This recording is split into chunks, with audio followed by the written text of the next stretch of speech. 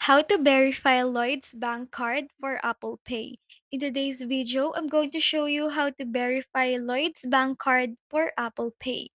So first, open Google and search for Lloyds Bank.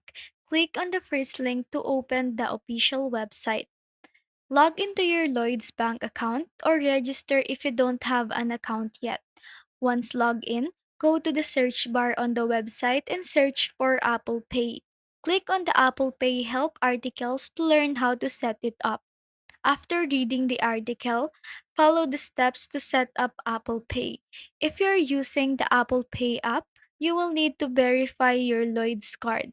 If you're using the Apple Wallet app, you can verify using a one time password sent through the Lloyds app or by calling them.